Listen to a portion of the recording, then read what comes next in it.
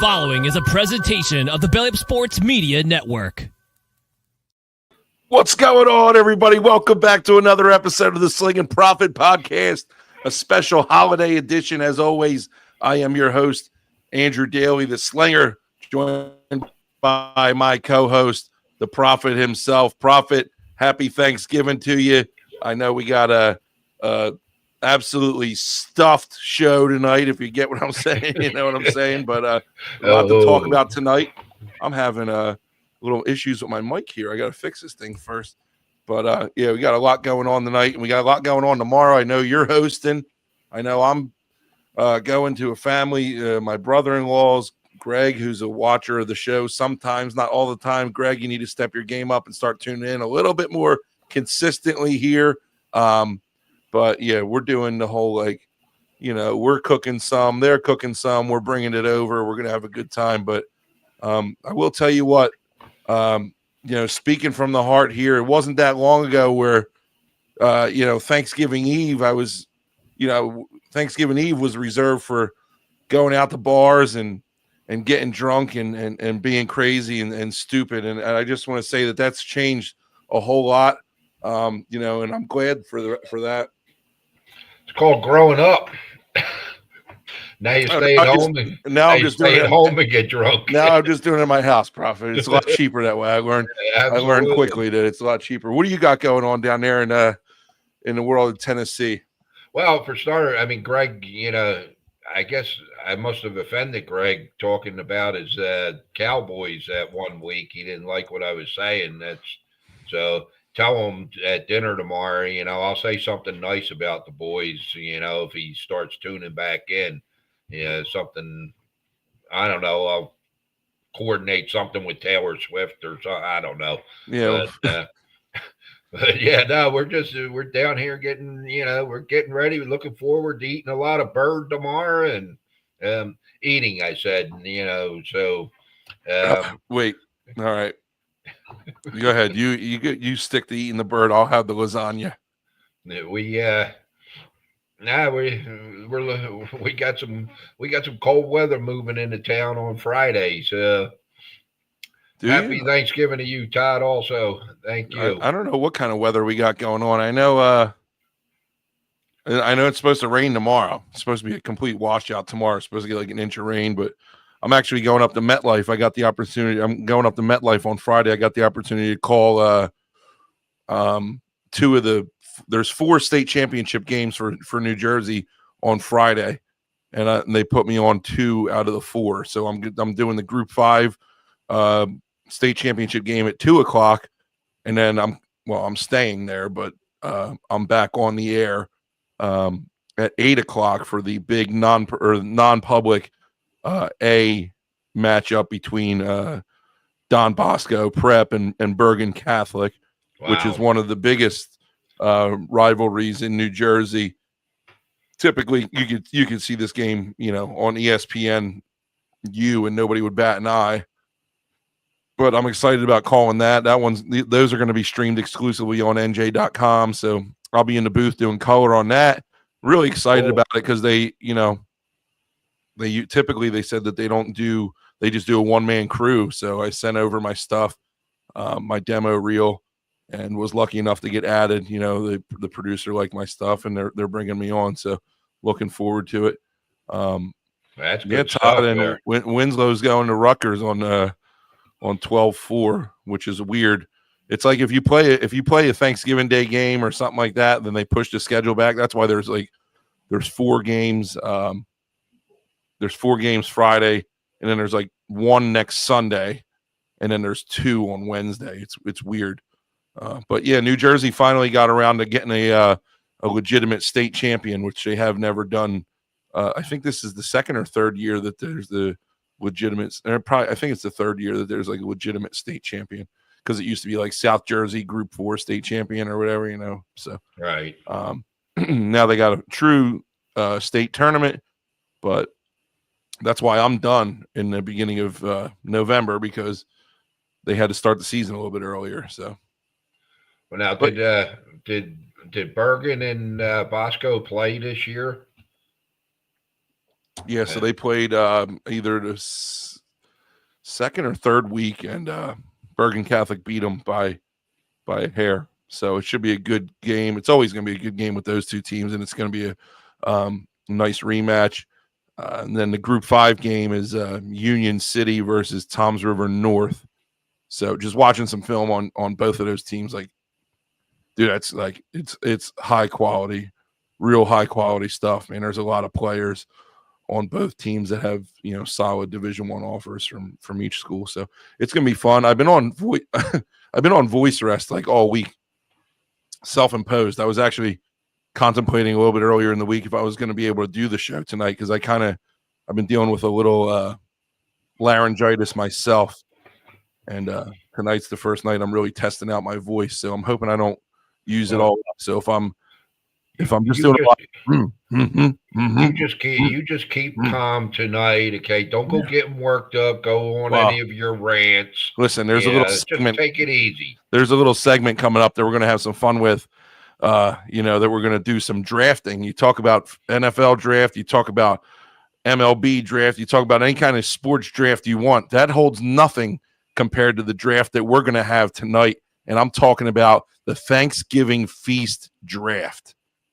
And we're going to get into that in a little bit. But before that, we got some sports news to talk about. And we got, we had a lot going on in the world of college football. But we'll touch on that a little bit. There's a lot going on in every world right now. So we're going to try and do our best. We'll go through and hit a few topics here as we always do. Let me bring up my slides here. 2 weeks and 3 weeks running now. Our slides are back. We're always going into our What's Happening segment. And first up on the What's Happening segment is the craziness that is considered the SEC in college football. Georgia has staked their claim in the title game, although they still have one game left this weekend against Georgia Tech. It's a non-conference game. Georgia has claimed their spot in the SEC title game. But who else is the question? Who's going to be playing them? And doing more research, this thing was like a puzzle here. You got Tennessee that's got an SEC game this weekend against, I believe, Vanderbilt. Even if they win that game, they are not going to make it in based off of losing to Georgia. Yeah, there's all kinds of tiebreakers and stuff. This is like worst case scenario. So here's how it breaks down. Basically, if Texas wins, if Texas beats Texas A&M, they're in. It's Georgia versus Texas for the SEC title. If Texas A&M wins, Texas A&M is going to be in, but it's really worst case scenario if Texas A&M wins because, it's just going to send the SEC into complete. It's going to send the playoff committee into a complete head spin, and we'll talk about that here on the next slide.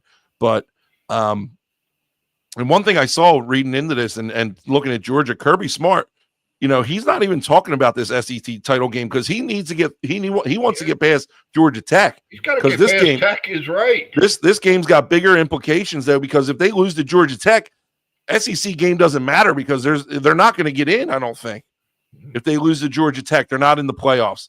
What do you make of this whole situation, and what do you think how do you think it's all going to go down?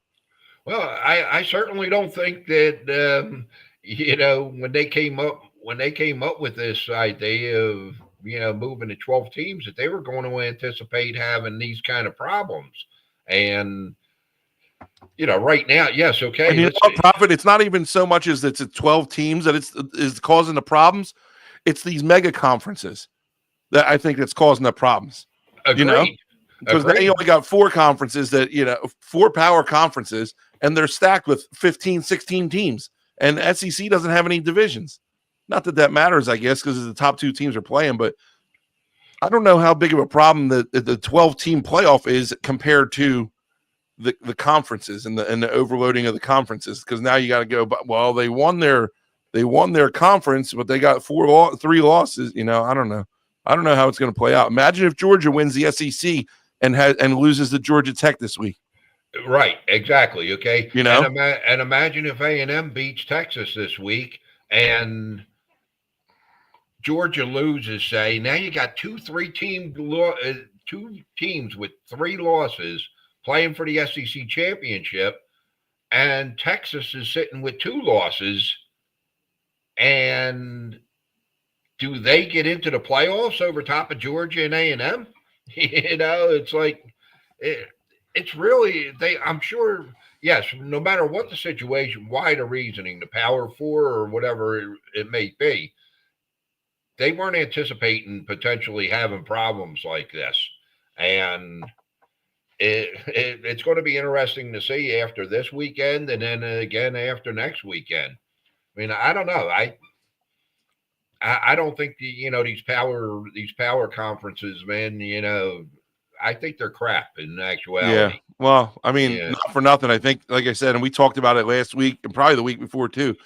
There's nobody that really stands out to you as just the dominant force in college football right now. And I mean, Texas A&M goes down last week. There was a litany of upsets this past week. You got Colorado losing to Kansas. Auburn beats Texas A&M. Boise State squeaks past a two-win Wyoming team. Florida beat Ole Miss. Bama goes down 24-3 to Oklahoma. So you got to think Bama's out. I don't know. Are they? They got to be out. I would think so. Penn State squeaks by Minnesota again. How many? Oh man, I don't get me started on Penn State, but that leads us right into our next slide here. The upsets change the college scenario yet again, and it really does. I mean, you talk about your 4 teams here with a bye, and you just put an asterisk next to Texas because Texas has still got to play in the SEC championship game. They're just first right now in the SEC, so they're in there. That could change. They got 2 tough games left. Right. Miami's in there. Miami's been handling business. Boise State's the outlier here. If they could just, who do they play this week? They probably got 1 game left. They do. They do. They play Oregon State or Oklahoma State. Oregon State. Yeah. Yeah, because I almost played them this week. They play Oregon State. They're the ones sneaking into this thing. Not sneaking into the playoffs in general, but you're giving yourself a first round bye for winning their conference. And it's are they deserving that? Who's to say Boise State should get a bye over friggin' Ohio State or not for nothing too. Indiana, it happened. They held it close the first half, right? They held it close, and then Ohio State kind of laid it on them. So but they're hanging on here at number 11. So. And just a little footnote to all this, okay? Watching that Bama Oklahoma game, I don't know whether you want to call it poetic justice or what, but the same officiating crew that was doing the Oklahoma Bama game Saturday night was the ones that did the Texas Georgia game, and they absolutely blew a call at the beginning of the 4th quarter against Bama this week. And they called it. Bama was down 24-3, 4th and 7, I believe it was. And Milroe throws a touchdown pass, and they call it. The ref, after 3 seconds, throws a penalty saying that illegal man downfield. The illegal man downfield was the guy that caught the touchdown.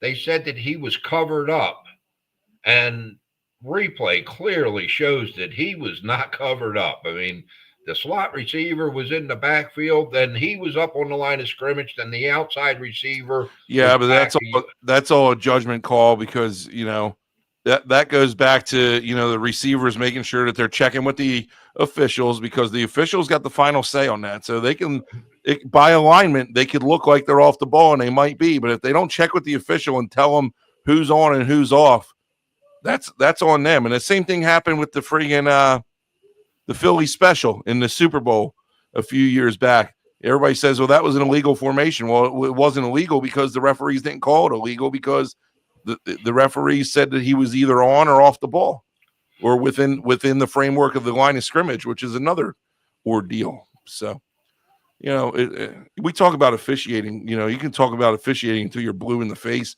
Oh, sure. This year, and it's NFL, it's college, it's NBA, it's everywhere. It's really everywhere, and it's a shame. But I think these guys, you gotta realize that nobody's beating down a door to be an official anymore.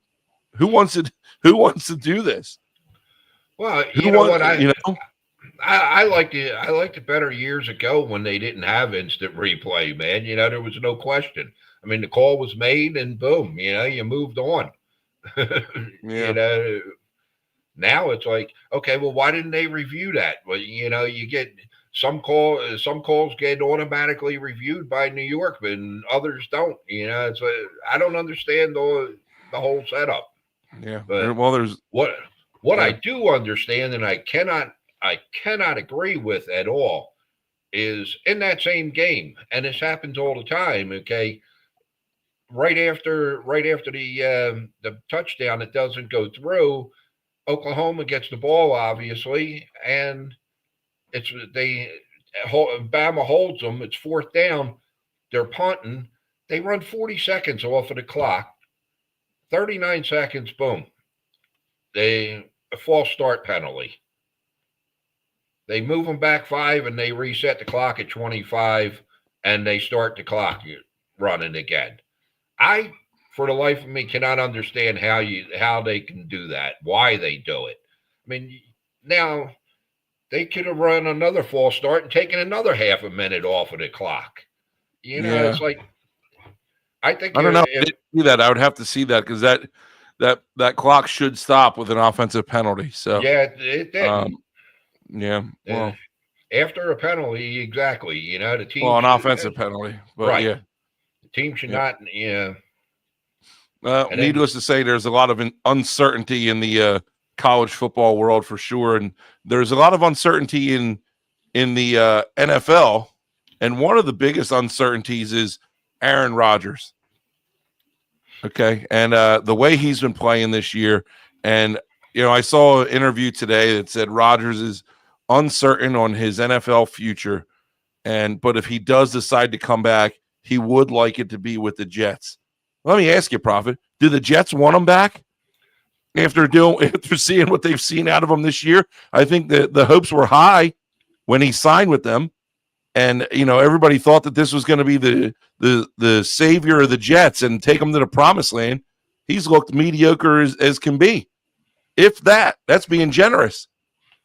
Yeah, I think the Jets thought they were getting Peyton Manning, like Denver did a few years back, and Rodgers was going to come in and he was going to turn his program around, and and it just didn't. Well, okay, last year he didn't get a chance, getting hurt on the third play of the season, but there were high hopes for him, and I just don't think his head's in the game. I don't think he wants to be out there.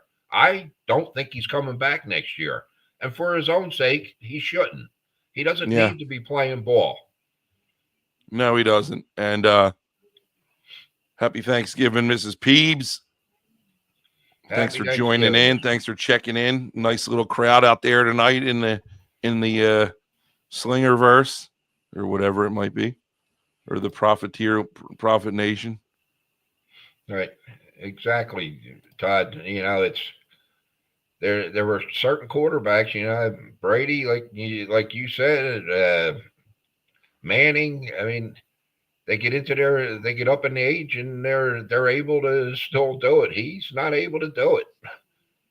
Todd says 40 as a quarterback is tough. 40 as anything is tough anymore. Yeah. Could you imagine? Like, I don't know. Imagine being Sting, 65 years old, still he's retired now, but still wrestling out there. Anyway, that's crazy. Let's talk about, and you told me earlier that I can't get worked up, and this is the topic that if I'm going to get worked up, this is going to be it. When I was making the show earlier today, I had on there, where's Daniel Jones going to land?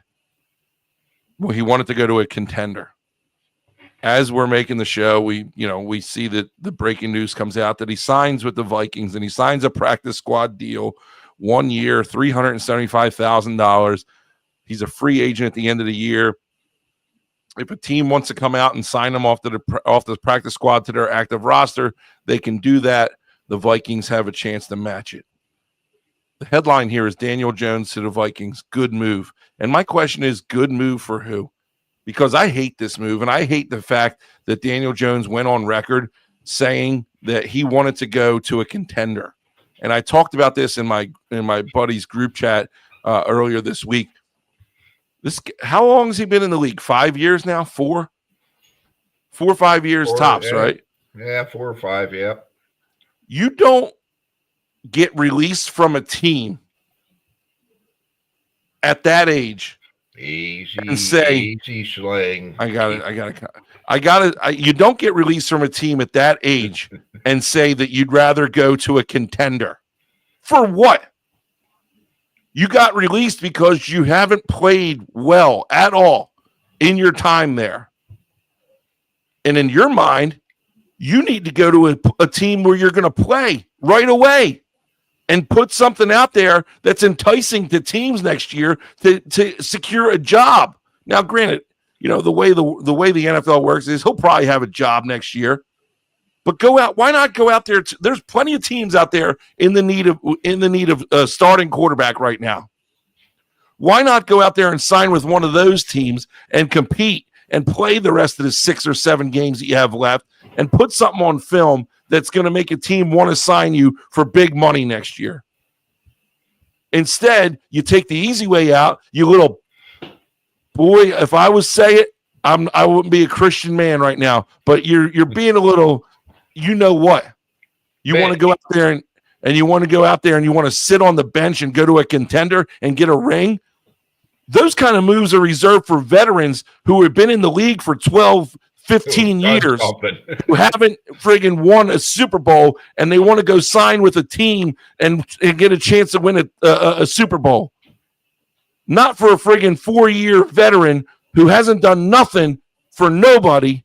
And then you go out there and say you'd rather go to a contender for this year. Get the hell out of here, man.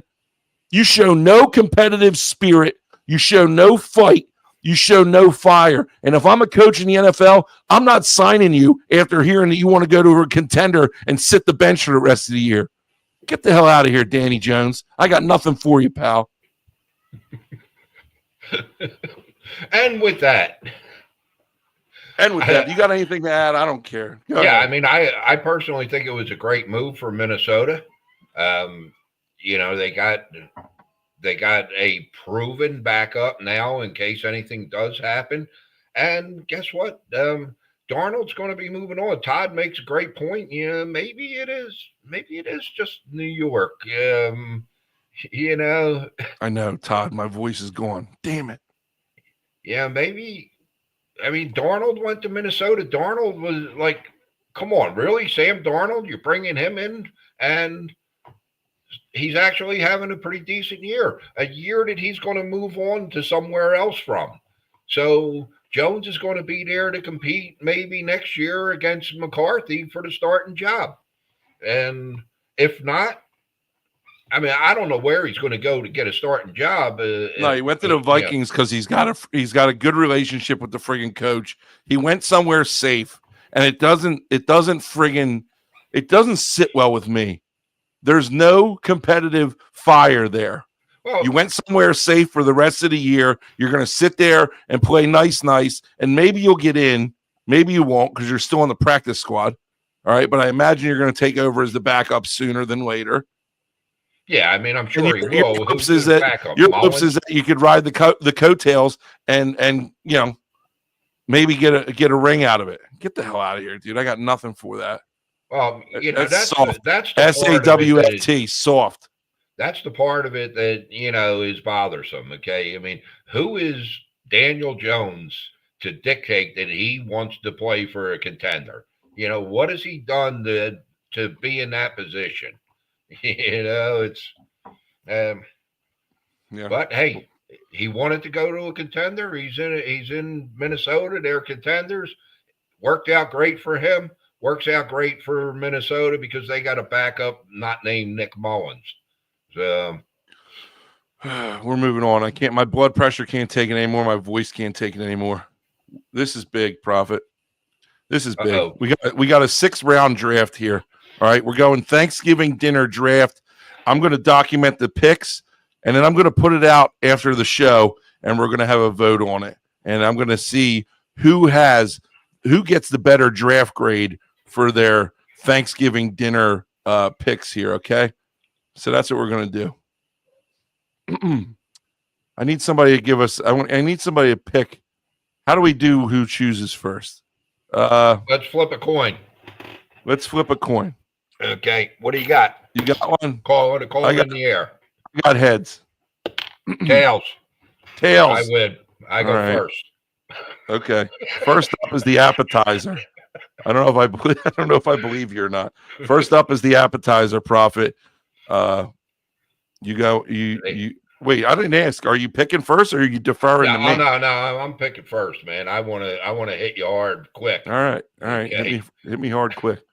Okay. Now the appetizer. Years past, man, when Prophet Senior was around, Mrs. Prophet makes the absolute best Skidole soup.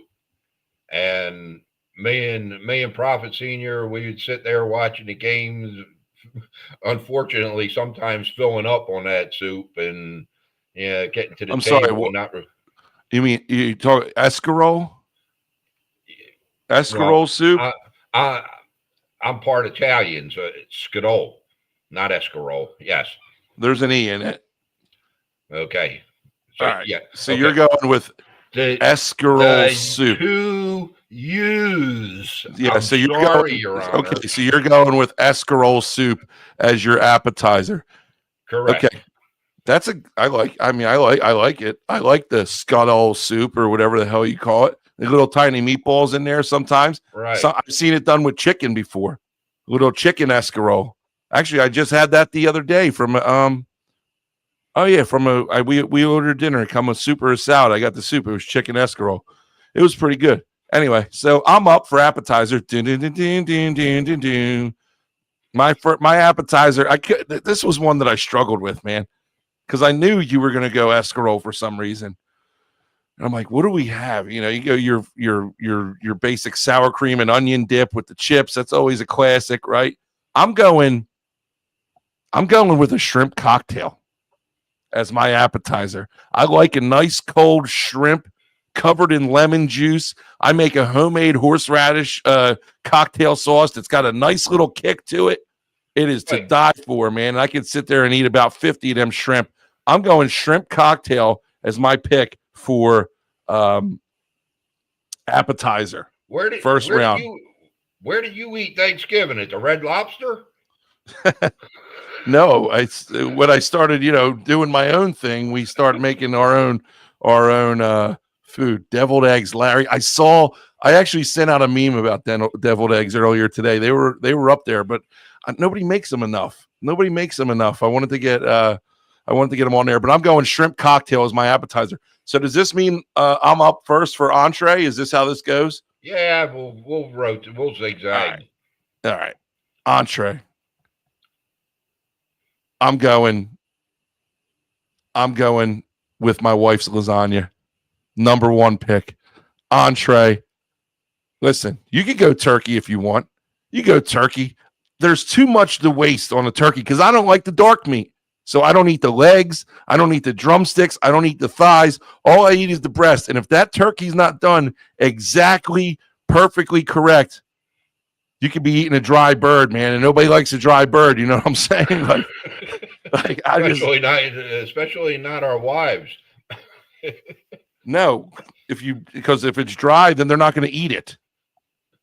Right? So I'm going lasagna. My wife Laura, she makes she makes the best lasagna. I'll go out there and say the best lasagna I've ever had. She just put one together for tomorrow.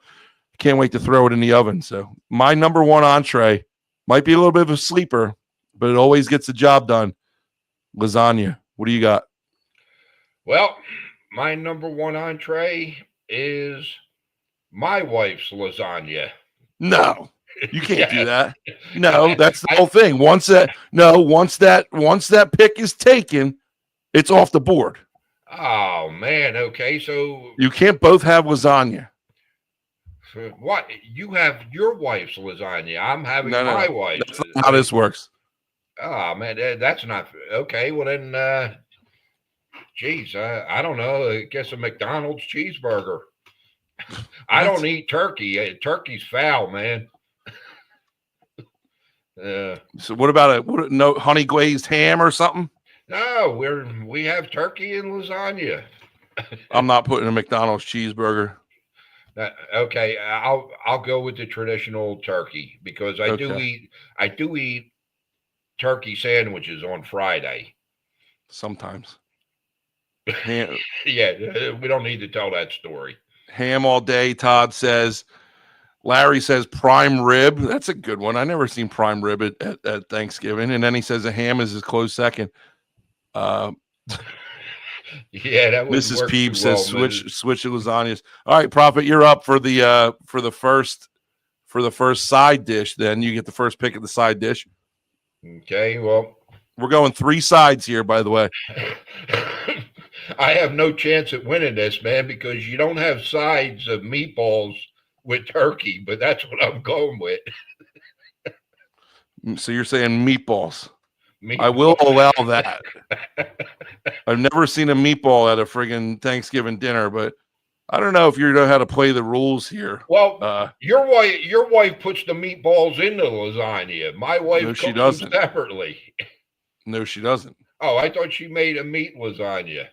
Sausage, ground sausage. Okay, say well. Anyway, I'm going my first side dish, baked mac and cheese. I'm going nice cheesy mac and cheese side.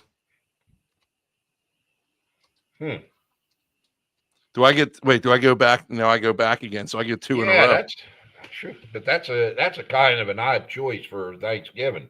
No, But I'm okay. making it tomorrow. Baked mac and cheese. All right, now I'm going. I gotta go. Mashed potatoes, right? Mashed potatoes for my second side. You got no chance of winning this, by the way. I know. I know I don't. What's I your wasn't second side? anticipating you having lasagna as your pick though either. But people Give us another side dish, Prophet. Oh boy. I'm going with a dinner roll.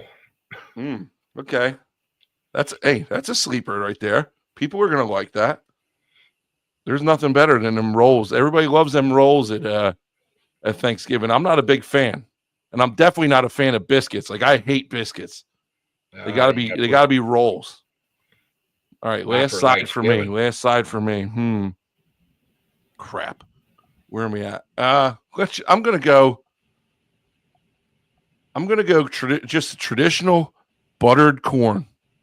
I'm going with the corn. Nothing fancy about it.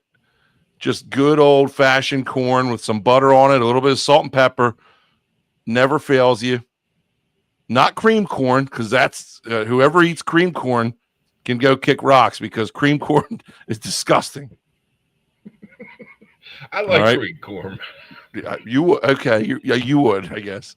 I mean, it's not my pick, but yeah. There you go. Give me all right. Your last side. Well, nobody said stuffing. A nice little plate of gabagool. What? Are you serious? What are you talking about? Come on, what do you want me to? Mrs. Proffet said stuffing. What? I'm going to have stuffing with lasagna and meatballs, and no, gabagool.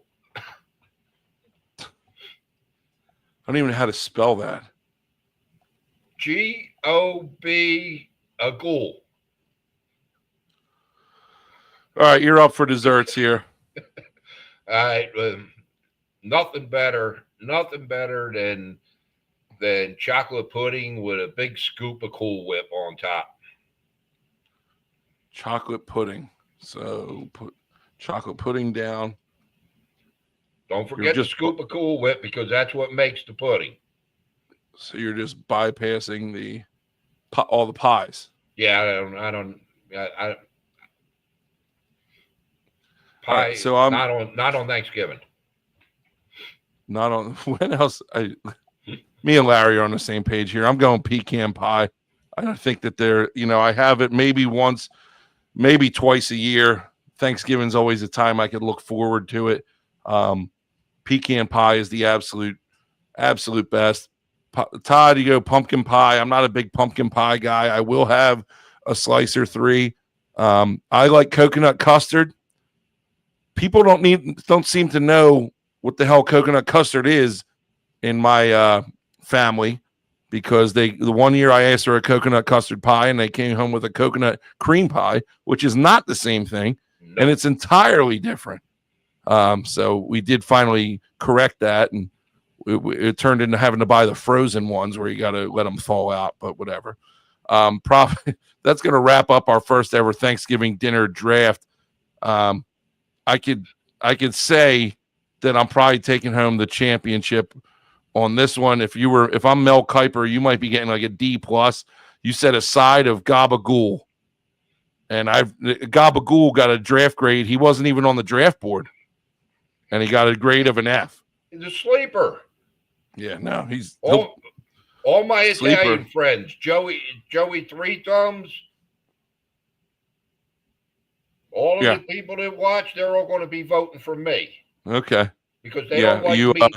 They don't like meat lasagna either. Okay. Anyway, that was fun. That was something for sure. That was something for sure. Prophet, you told me before the show that this is going to go somewhere where you're probably not going to win, but I wasn't expecting some of the answers that came out of your mouth there. Oh, and I missed Todd's comment about candy yams. Not a big candy yams guy. Sweet potatoes, I'll pass on that. I know I think I'm in the minority there, but everybody likes the candy. Everybody likes sweet. I'm not real crazy about the yams, but I eat the candy. We're moving on. Come on, for shrimp cocktail.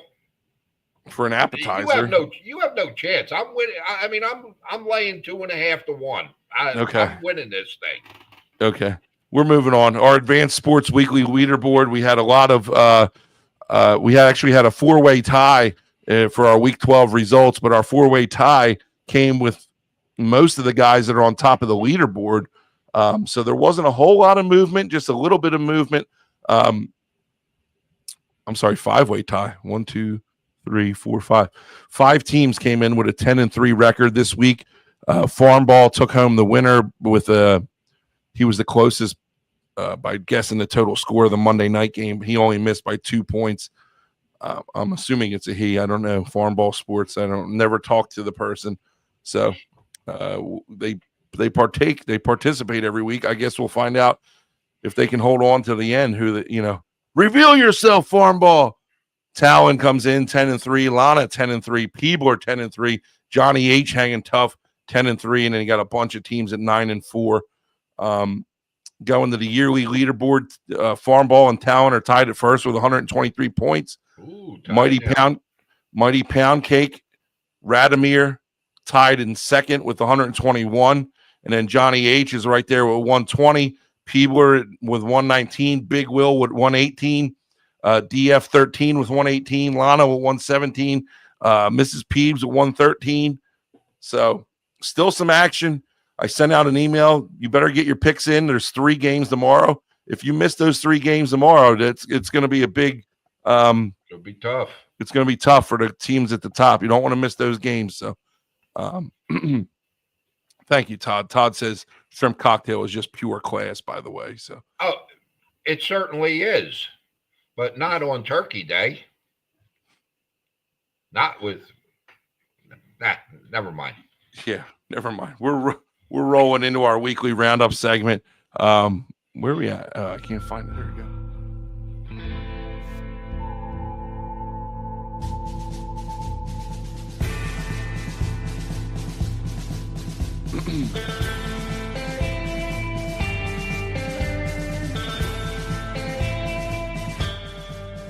weekly roundup segment. As always, the quickest 16 minutes in sports. We're going to keep it fast this week because the What's Happening segment went pretty long, Prophet. So we're going to talk about the Eagles rout the Rams 37-20.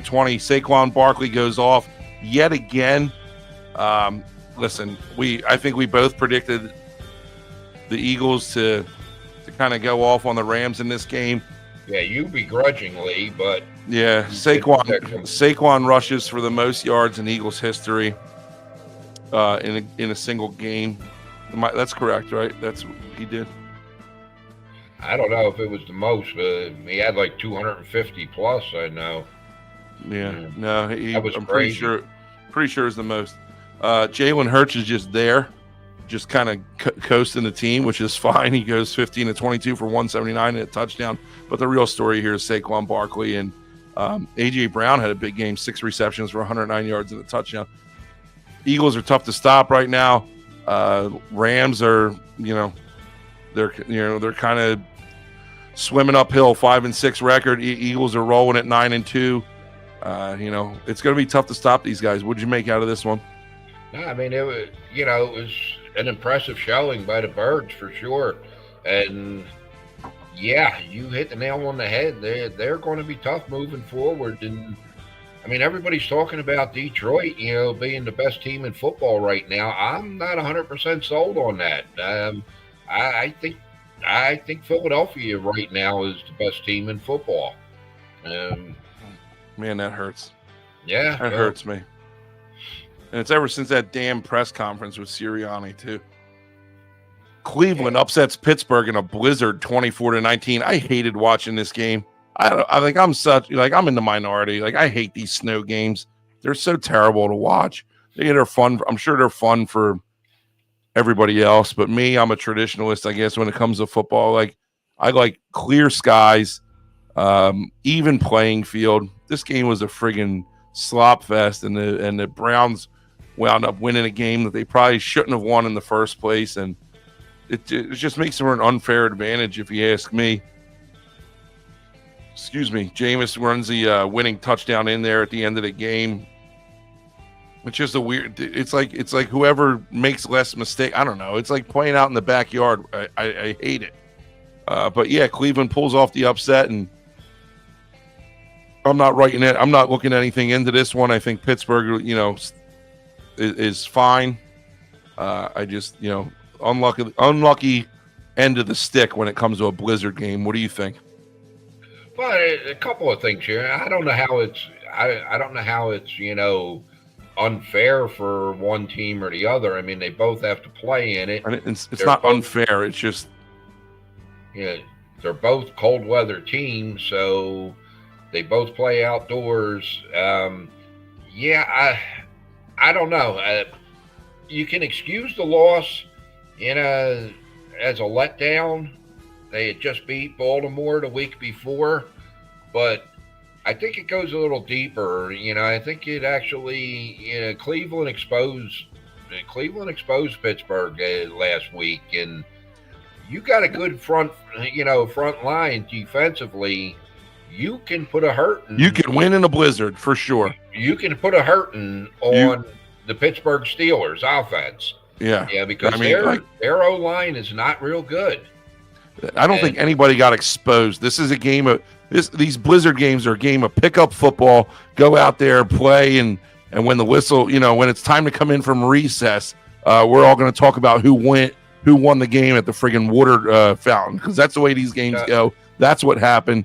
Chalk this one up as a no contest, and we'll see the real Steelers coming back this week. Tell the left tackle that Myles Garrett, beat up all night and ended up with 3.5 sacks. Yeah, he was probably wearing longer spikes than the left tackle. So good for him, Myles. You were able to put in longer cleats. Anyway, Dallas upsets Washington in a wild finish, 34-16. I don't think Dallas did themselves any favors here. I don't think Dallas wanted to win this game. Dallas is playing for draft position right now. They got they're sitting at 4-7 right now. They're got Cooper Rush as their quarterback.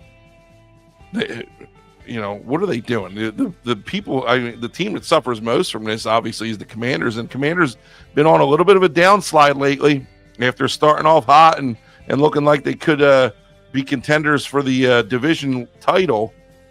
They haven't been themselves, and Jaden Daniels goes 25 of 38 for 275, 2 touchdowns, and 2 costly interceptions. He also ran the ball 7 times for 74 yards and a touchdown. So put up nice numbers in fantasy. Of course, I didn't play him that week, but I don't know. What do you take out of this? And he said, I don't know. Like, you play to win the game, I guess, obviously. But if you're the Cowboys, your season's done. Your season's done. Nah, I mean, we talked about it last week with the Giants, pretty much just playing out the string at this point. But I think the Cowboys are too proud of an organization to just play out the string. Did they hurt them? Well, sure, winning the game, they're not gonna make the playoffs. So winning the game doesn't help them, but it certainly helps. It certainly helps their egos and their pride. And this game was 10-9 at the end of 3 quarters, man. They scored 41 points in the 4th quarter, and 30 of them were in the last 3 minutes of the game. It was a wild finish, like the headline says. It was fun to watch that 4th quarter for sure. When was this game? Because I don't remember watching it. Sunday, 1:00. I was at soccer. That's why. All right. Yeah, I didn't see a whole lot. At this time of year, I don't get to see a whole lot of the games. I got to go back and watch highlights. Anyway, Tennessee beats Houston on the road, and what the heck's going on with these Texans? 32-27. C.J. Stroud in his sophomore slump here, 20 of 33 for 247, 2 touchdowns and 2 interceptions. Joe Mixon, 14 rushes for 22 yards. Will Levis, 18 of 24 for 278 and 2 touchdowns. Tony Pollard had himself a nice game. I know you're a big Tony Pollard fan. Excuse me. Tony Pollard going for 24 attempts for 119 and a touchdown. Should the Texans need to be concerned, or what's going on? It seems like the wheels are falling off down there in Houston. Right now, the Texans don't need to be concerned because they play in the AFC South, and Tennessee, Indianapolis, and Jacksonville are not going to catch them. Okay, but unless they right the ship here, I mean, they're going to be a one and done. They'll probably end up going on the road the first week. No, they wouldn't, because they're going to win their division. But Stroud is having the sophomore slump, like you said, Sling. I mean, he had a great year. What did he throw? 1 pick last year, and you got the numbers in front of you. I mean, his TD to interception ratio is pretty bad this year. Yeah, I only got the box score. But this just goes to prove, man. Every division, when you play a divisional rivalry, it doesn't matter about the records. I mean, Tennessee really had no business winning this game, but they did. Yeah, I just don't. Like you said, I don't know. Like you said, nobody's going to catch the Texans. You would think. Who knows? Think, right. Who knows what's going to happen with maybe the Colts or something. I don't know. We'll see what goes on down the road. But if you would have asked me at the beginning of the year if Stroud was going to drop a turd this year, I would have said absolutely not. But he just can't get it going, man. They're sitting at 7-5 right now, and they got some work to do for sure. Another fun one. This game, I did catch some of this one. Minnesota edges the Bears in an overtime shootout, 30-27. Now, Sam Darnold had himself a day, 22 of 34 for 330 and 2 touchdowns. Jones rushes for 22 attempts for 106 yards and a touchdown. Addison, 8 catches, 162 yards and a touchdown. Hawkinson, 7 catches, 114 yards. And on the flip side, Caleb Williams throwing the ball 47 times. Listen, that's probably never a good recipe if Caleb Williams is throwing the ball 47 times. but he does, he put up nice numbers, 340 yards, 2 touchdowns, and he didn't turn the ball over. So, Vikings adding quarterback depth here with Danny Jones. I don't foresee him playing anytime soon unless something happens to Darnold. Darnold's been doing his thing, but you see the Vikings sitting here at 9-2, or what are they, 10-2 now? No, they're 9-2. 9-2. Are they 10-2 or 9-2? 9. Yeah, same record as the Eagles. Do you put them in the same playing field? By no means. Yeah, it's a different 9-2, man. And guess what? Larry says the Bears can't catch a break. I don't think it's that they can't catch a break. They don't know how to win yet. Okay, they've been playing good, decent ball the past few weeks. I think, with the exception of that Arizona game, they've been playing pretty well, but they just don't know how to win yet, and that could come with time. Hopefully for Bears fans, it does come, but they had a couple of chances to put this game away and couldn't do it. Yeah, and hopefully for the sake of Caleb Williams, he's able to right the ship and get some of the haters off his back. But he had a nice little showing on Sunday, but he hasn't been playing well for the majority of the season. So Larry says if they win out, they can still go 10-7 like his predictions. So if that's the case, Larry, you might want to play the lottery tonight. I know they don't have sports betting out in Idaho yet, but they do have the lottery, so you might want to jump on that. Or if they lose out, Larry, then I'll hit my under bet too. So I think I got a better shot. Yeah, we'll see. We'll see how it plays out. That'll wrap up our weekly roundup segment. Heading into games of the week. Detroit waited for a long time since the 0-16 season. Games of the week, we got. It's true. It's true. They will learn how to win these close games. Right now, they don't know how. We got 3 big games on tomorrow, Thanksgiving Day. As always, the Lions and the Cowboys will be in action. And then got another, I think there's a Thursday night game too. I forget who it is. Yeah, Miami and Green Bay. Miami and Green Bay. That's a good one too. First game sees us with those Chicago Bears that we were just talking about playing on Thanksgiving Day. Caleb Williams inserts himself immediately into a Thanksgiving Day tradition game. Bears come in 9.5 point underdogs in this game, and over under set at 48.5. Short week for both teams.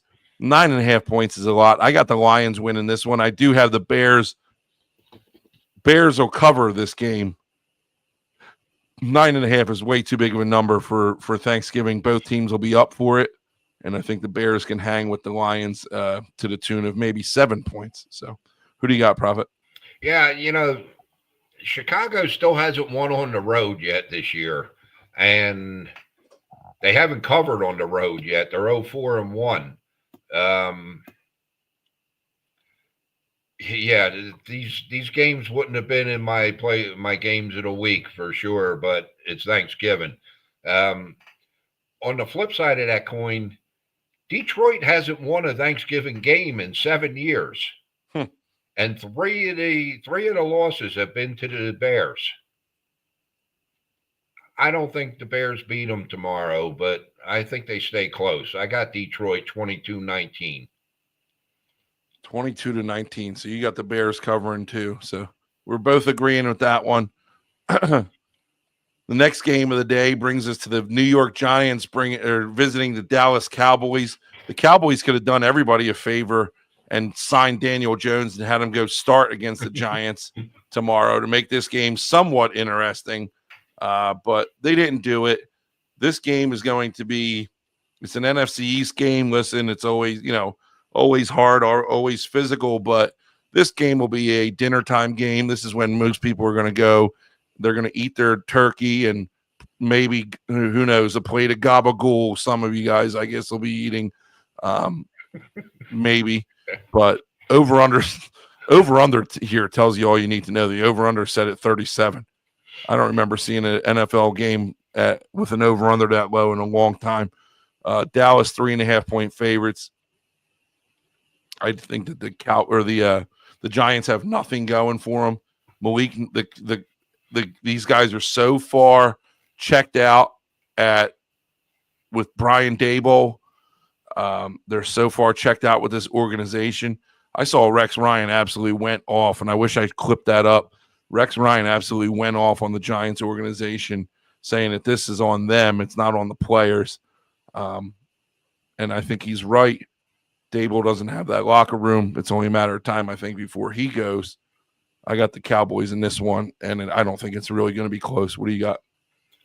Yeah, I mean, this is a tough game.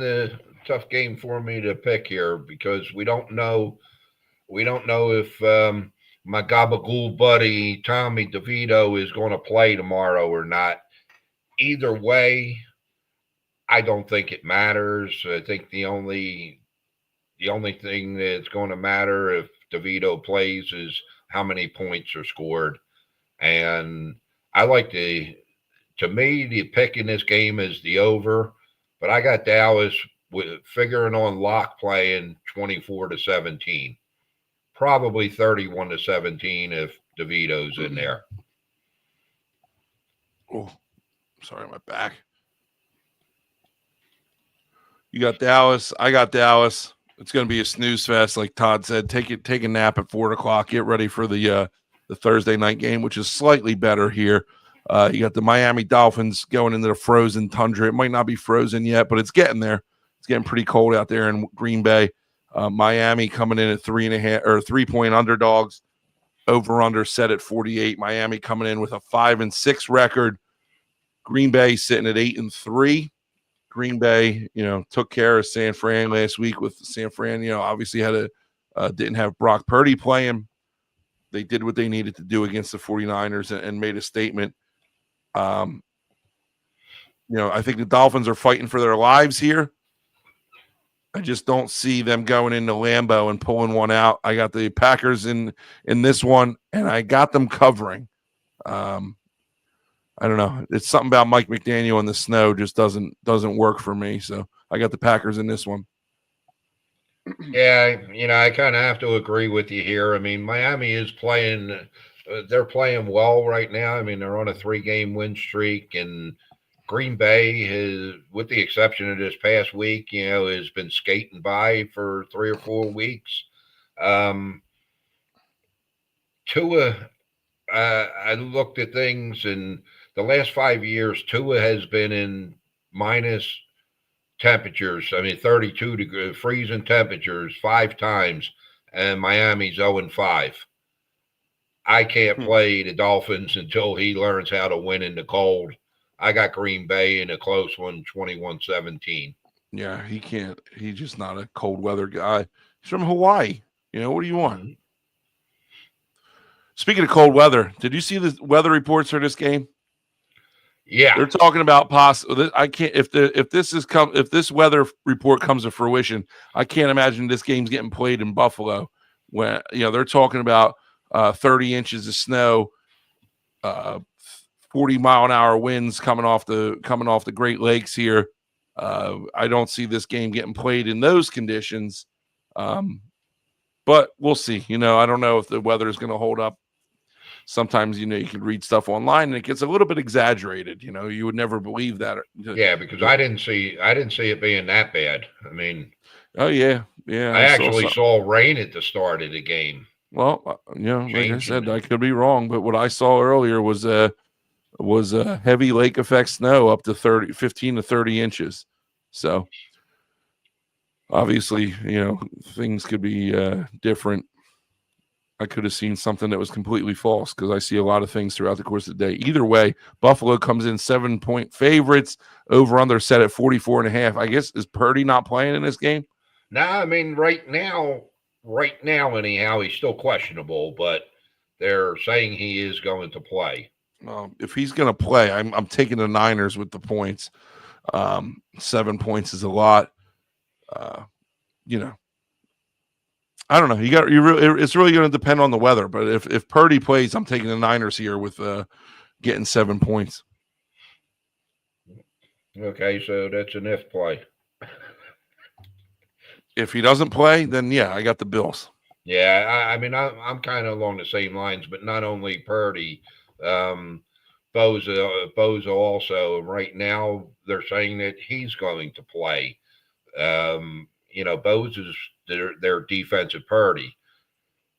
If them two guys play, I don't care what the weather's like. I got San Fran winning this one 31-27. If they don't, if they don't play, I got Buffalo in a romp. Well, Josh Allen's 6-0 off a bye week, man. So it's going to be tough either way. But I think San Fran just they lose this game, they could be done. They could be Yeah. done, and I just don't think they're too good of a team to be done after week 13. Yeah, we'll see. Like I said, I think the weather is going to have a big effect on this one, and whether Purdy plays or not. I didn't realize Bosa was out or questionable too. So we'll see Yeah, what he happens. didn't play last week.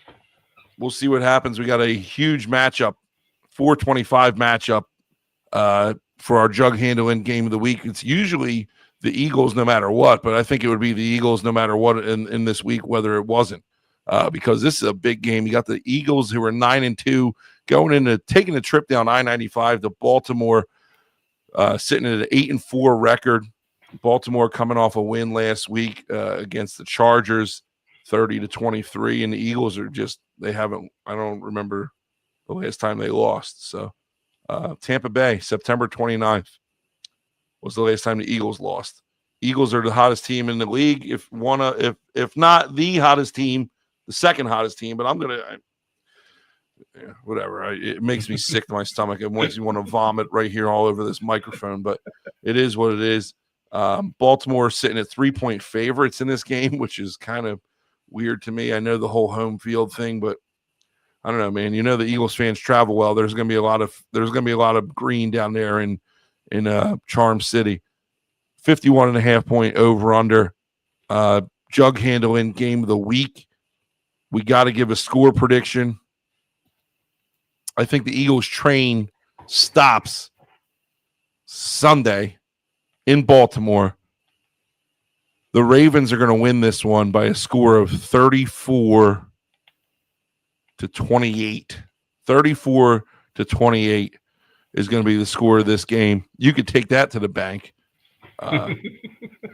Yeah, the one that's closing next week. Yeah, they take a really big check to it and see if they sign or cash one of them really big checks. Anyway, what do you got in this one? I'm really looking forward to this game. It should be a good one. Both teams, their offenses are going to be stymied by the other team's defense, the main part of their offense, anyhow, which is their running games. Yeah, you got two of the best run defenses in the league going at it. I think the Eagles have a better pass defense. Well, there's no doubt they have a better pass defense than Baltimore does. I don't see a lot of points in this game, though. I got the Eagles winning this one 20-16. 20-16. You're going way under. Vegas has got it at almost 52 points. So we'll see what happens. But as always, Jug Handle Inn game of the week. Go out there to visit the Jug Handle Inn, Route 73, Sentiments, and delicious food, cold drinks. And you know they're going to have that Eagles game rocking. They're going to have the audio going. Big game in Baltimore this Sunday night. I'm just glad that I don't have nothing going on. I'm going to be able to watch this game in its entirety and hopefully rooting for a purple victory here. Jug Handle Inn. Got wings. Got wings. That'll wrap it up here for our game of the week segment. Excuse me. And we're moving into the Prophet's Fantasy Headquarters, which Prophet, you said the headquarters is a little light today. What's everybody on vacation for a holiday or what? Yeah. I sent the crew home early, and I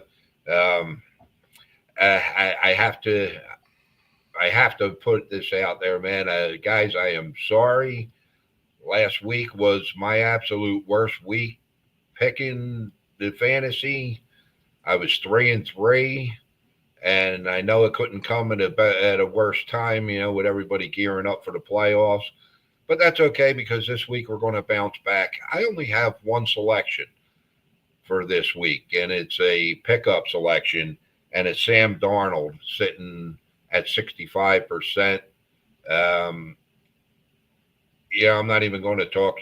Just trust me, he's going to have a good game this week. Okay. I do have a question. Ask the Prophet. Okay, and this question comes from Well Done in Topeka, Kansas, and he asks, "I have Lamar and Baker. What should I do, Prophet?" Well, I would always choose the Baker, especially if they make those butter cakes that are sprinkled with the toasted coconut that I so love. But we're talking about football here, okay? You just heard my score for the game on Sunday, 20-16. Baker's going up against Carolina's defense, the poorest defense. Mahomes had his first real good game of the year against Carolina last week. I say you got Baker, you put him in your lineup this week. And that's all I got. Well, that's a quick headquarters segment. You sent the little minions home for the week. Maybe you didn't even send them home. Maybe you fired them. Did you fire them? Just be honest. Because they had a bad. I did not fire them. I did not fire them. They had a bad week last week.